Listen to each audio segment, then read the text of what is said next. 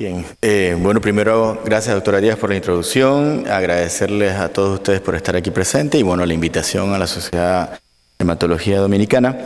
Bien, el tema a evaluar es el uso de los anticoagulantes orales nuevos y sus indicaciones, qué hay con ellos. Conflicto de intereses, bueno, sí, he trabajado en investigación en el ámbito de hemato-oncología y trasplante. No he tenido que ver todavía con ningún estudio de investigación en anticoagulación, así que en esa parte creo que estoy bastante bien, pero sí he recibido pagos honorarios por conferencias en diferentes áreas. Los objetivos de esta conferencia, bueno, vamos a hablar un poquito de la importancia de los eventos tromboembólicos, las indicaciones para los cuales están claramente aprobados los anticoagulantes orales directos y las nuevas indicaciones y una pequeña conclusión. Bien, importancia del tema de trombosis. Bueno, sabemos que los eventos trombóticos es una de las complicaciones más comunes en los pacientes, tanto quirúrgicos como médicos, y representa aproximadamente la tercera causa de muerte vascular dentro de prácticamente todos los hospitales del mundo. Trae una gran cantidad de comorbilidades porque estos pacientes que sufren eventos tromboembólicos tienen riesgo a tener síndromes postflevíticos y una serie de complicaciones que pueden llevar a hipertensión pulmonar a largo plazo y condicionar un detrimento en la calidad de vida de los pacientes.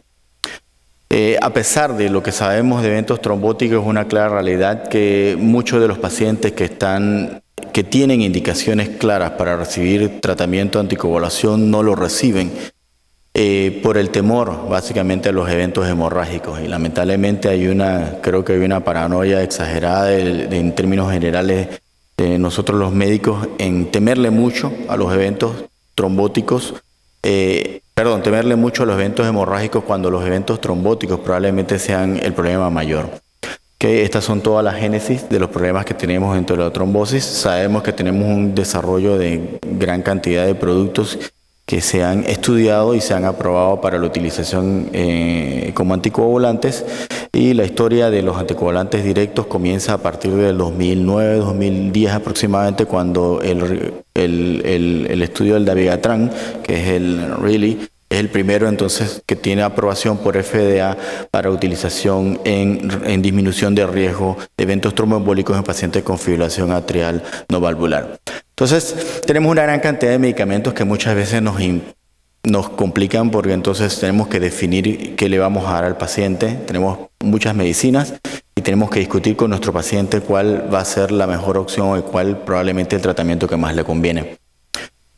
Vamos a introducir un pequeño caso clínico. Esta es una mujer de 82 años, hipertensa y diabética con antecedentes de enfermedad cerebrovascular previa a 5 años con anterioridad, de una etiología no determinada.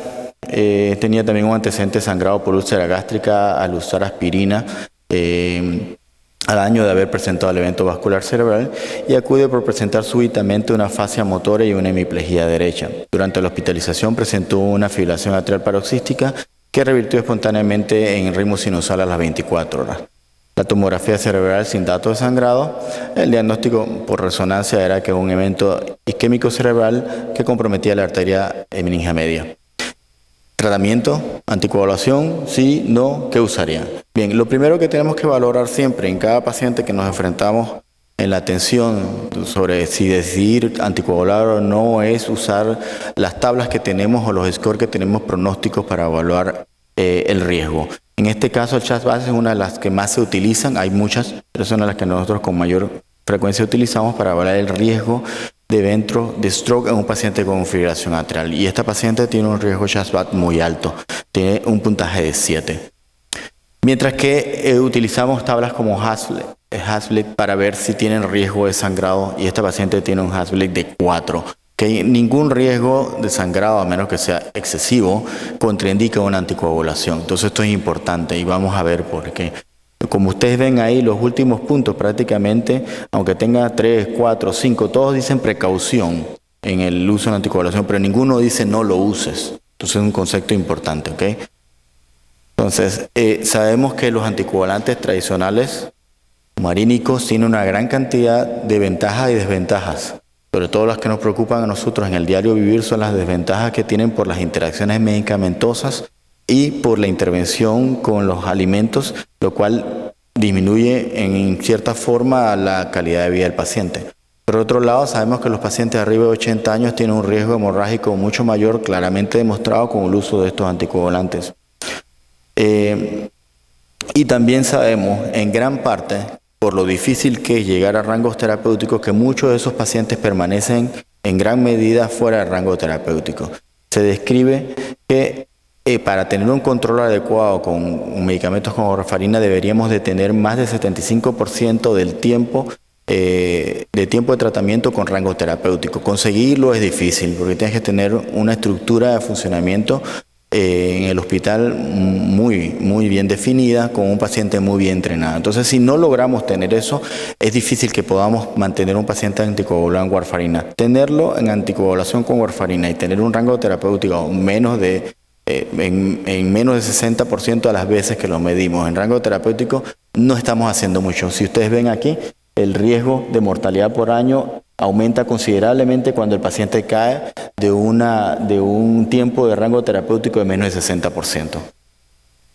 Tanto para los eventos, y es importante, tanto para los eventos isquémicos como los eventos hemorrágicos, ¿ok? O sea que para los dos lados. Entonces, la realidad es que el 50% de los pacientes que requieren anticoagulación no la reciben. Y de ese 50% que la reciben, la mitad de los pacientes no va a estar bien anticoagulado. Entonces, definitivamente tenemos que sopesar de un lado los eventos de riesgo isquémico, de otro lado los eventos de riesgo hemorrágico, y encima de eso tenemos que sopesar la dosis que le vamos a dar al paciente, el tiempo que le vamos a dar al tratamiento y las características propias del mismo paciente. Entonces, realmente hace una labor un poco titánica porque te enfrentas a una difícil decisión en base al perfil que tiene cada uno de los medicamentos anticoagulantes directos, de definir cuál es el mejor anticoagulante directo para ese individuo. O sea que es una medicina claramente muy personalizada. Entonces, de las diferencias, a grosso modo, saber que el dabigatran es un medicamento que tiene una depuración renal muy importante y por eso es el único que es dializable, así que eso nos puede ayudar mucho a la hora de tratar una complicación hemorrágica por este medicamento. Hay muchos estudios que se han evaluado para documentar la eficacia de estos medicamentos. El Rayleigh, como les dije, fue el primero que utilizó para evaluar y que disminuyó el riesgo en 35% de los pacientes que tenían una fibrilación atrial a subir un evento tromboembólico. Después le siguió el Rocket para el rivaroxaban, que también demostró lo mismo, y el Aristóteles. Y así se fueron sumando estudios en diferentes indicaciones. A grosso modo, lo que ya ustedes conocen, todos los estudios han demostrado que hay una reducción en el riesgo hemorrágico y esta es una de las principales ventajas comparativas con la warfarina. ¿Okay? En cuanto al riesgo de hemorragias mayores, bueno, digamos que hay algunas diferencias entre algunos de los anticoagulantes directos, a saber que todo esto son resultados o datos que han sido publicados de metaanálisis, los cuales no evalúan los pacientes por score, o sea, no los seccionan por score de riesgo de sangrado y nada por el estilo, lo cual a veces hace un poco complicada tener que traspolar esta información y decir que un medicamento es más seguro que el otro. Yo diría en términos generales que todos los anticoagulantes orales directos funcionan, los que están aprobados. La parte de saber si uno tiene más evento hemorrágico o no, creo que necesitaríamos hacer un estudio head-to-head con todos los anticoagulantes y subclasificando las poblaciones por edades y por riesgo de sangrado para poder establecer realmente si hay diferencias significativas entre el sangrado de uno a otro. Entonces, pero en términos generales todos disminuyen la mortalidad de los eventos trombóticos. También es importante que los eventos realmente de sangrado son bajos. Y esto es por eso es que les dije hace un rato que se enfocaran en más que todo en el riesgo de evento trombótico. Porque los eventos hemorrágicos, si los comparan ahí mayores, que pueden poner en peligro la vida del paciente, siempre son menores si hacemos comparación con la warfarina, en términos generales. Entonces, bien, ¿qué nuevo? Ok, bien. Ahora, básicamente lo que estamos aprendiendo con los anticoagulantes orales, bueno, ¿cuáles son las dosis más efectivas o más indicadas para diferentes tipos de pacientes? Por ejemplo, el Atlas ACS2 del TIMI 51 nos ha enseñado algunas cosas con respecto a este tema. Se evaluaron pacientes que tenían síndromes coronarios agudos que ya estaban recibiendo dual therapy, o sea, terapia dual para agregación antiplaquetaria. Y Y esos pacientes se randomizaron a 3 grupos, aleatorizaron a 3 grupos. Un grupo en donde recibían un placebo, el otro donde recibían rivaroxaban a dosis de 2.5 miligramos y otro rivaroxaban a 5 miligramos 2 veces al día. ¿Okay? Y la endpoint primario básicamente era eficacia, demostrar que no habían muertes cardiovasculares por stroke o por infarto, y la seguridad, verificar que efectivamente no había mayor aumento en el riesgo de sangrado.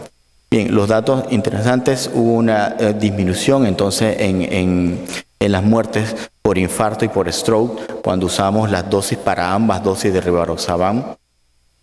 Comparativamente, dosis bajas de 5 y dosis baja de 2.5 miligramos, ambas demostraron que disminuía el riesgo de eventos trombóticos, ya sea infarto del miocardio o stroke, sin aumentar dramáticamente el riesgo hemorrágico. Así que en este sentido, esto nos ha dado luces de que probablemente ajustes de dosis nos pueden servir para eliminar ese riesgo que conocíamos de los estudios previos como el WOS-S, en donde se demostró que la triple terapia de warfarina y doble antiagregante plaquetario aumentaba tremendamente el riesgo hemorrágico, y una de las razones por las cuales se evitaba un poco ese tipo de tratamientos. Entonces, otro caso, una paciente de 66 años, hipertenso con fibrilación atrial ya en tratamiento anticoagulante y dislipidemia, acude por presentar súbitamente un dolor precordial y se le diagnostica un infarto. En este momento es necesario meterlo a la unidad de hemodinámica, hacerle un cateterismo, y se demuestra que el paciente tiene varios vasos obstruidos y se le colocan stent. Entonces, ¿cuál sería la anticoagulación adecuada en este caso? Estos son los casos en los cuales nos enfrentamos que a veces no sabemos qué exactamente hacer. Precisamente por lo que les comenté. Tenemos un paciente que ya está recibiendo anticoagulación y a pesar de eso está haciendo un síndrome coronario agudo y necesita una intervención. Como les mencioné anteriormente, a medida que aumentamos el tipo de tratamiento antiagregantes y anticoagulantes, disminuimos el riesgo de eventos trombóticos, pero aumentamos el riesgo hemorrágico. Entonces tenemos que tener un equilibrio en ese sentido. Entonces, parte de la respuesta, la publicación en el Journal en diciembre del año pasado, donde se hace una evaluación de en 2.124 pacientes, un estudio randomizado multicéntrico que comparó el tratar a los pacientes con rivaroxaban a dosis de 15 miligramos más clopidogrel. Comparación, ese era el grupo 1. El grupo 2 fue rivaroxaban a dosis de 2.5 miligramos 2 veces al día con doble terapia antiagregante plaquetario, y el tercer grupo en donde traían la triple terapia conocida ya del estudio WOS, que incluía warfarina y doble antiagregante plaquetario. Entonces, ¿qué sabíamos en este momento sobre eso? O sea, sabemos, uno, que 5 a 8% de los pacientes que son llevados a una intervención coronaria percutánea tienen fibrilación atrial. La terapia dual con aspirina y agentes como el clopidogrel es mejor que la anticoagulación en disminuir el riesgo de trombosis en los stent primarios. Pero, lamentablemente, esa terapia dual es inferior al uso de anticoagulantes en prevenir eventos de stroke o eventos isquémicos tromboembólicos en pacientes que tienen fibrilación atrial. Y este paciente tiene las dos, pues existen las dos cosas. Tiene fibrilación atrial y adicionalmente tiene colocación de stent. Entonces, y sabemos entonces que la triple terapia aumenta el riesgo de sangrado a 2.2% en los primeros meses y hasta un 12% en el primer año de tratamiento. Entonces, este tratamiento, esta combinación a dosis bajas de rivaroxaban o a dosis reducidas de rivaroxaban, demostró que en el endpoint primario, que era el tema de disminuir como dicen ahí, disminuir el sangrado, clínicamente fue relevante, o sea, estaba muy por debajo, tenía 4.4% riesgo de sangrado la triple terapia basada en warfarina, mientras que los otros dos dosis de rivaroxaban estaban en 1.5 y en 1.4 el riesgo de sangrado, mientras que no se comprometía la eficacia en cuanto a prevenir el riesgo tromboembólico. Así que básicamente teníamos una combinación ajustada de drogas que podría servir para no incrementar el riesgo de sangrado y mantener disminuido el riesgo de eventos trombóticos. Entonces, en conclusión, en los pacientes con fibrilación auricular sometidos a intervenciones coronarias, con colocación de stent, la administración de dosis bajas de rivaroxaban durante el tratamiento de 12 meses, ya sea a dosis iniciales de 10 miligramos y la dosis de 5 miligramos más terapia dual de antiagregantes plaquetarios, era significativamente mejor que el estándar que se considera en ese momento de warfarina con doble cobertura terapia antiagregante. ¿Hasta cuánto tratar un evento trombótico? Bueno, esta es otra pregunta que a veces nos hacemos cuando nos enfrentamos a un paciente que ya completó su tratamiento anticoagulante y nos quedan dudas sobre si realmente habría que extenderle. Este es un estudio que fue publicado en marzo del 2017 que evaluó el uso extendido de rivaroxaban en pacientes que ya habían recibido tratamiento para un evento tromboembólico por 6 a 12 meses. En este caso particular compararon el continuar estos pacientes con aspirina contra tratamiento con rivaroxaban. Y en este caso utilizaron dosis de rivaroxaban de 20 y de 10 miligramos, y lo importante de este estudio incluyó 3.364 pacientes, fue un estudio bastante grande, y lo importante de este estudio es que es un estudio aleatorizado, multicéntrico y doble ciego. Entonces demostró claramente que había una reducción en el riesgo de eventos fatales o eventos tromboembólicos cuando utilizamos una terapia extendida de rivaroxaban después de haber finalizado de la terapia de tromboembolismo o tratamiento de trombosis venosa profunda, sin sacrificar seguridad en el perfil de sangrado. ¿Okay? Entonces, bien. Con esto entonces, la parte esta tenemos que como conclusión que los eventos trombóticos, el tromboembolismo pulmonar es la tercera causa vascular de muerte, ya lo habíamos mencionado, después del stroke y el infarto al miocardio.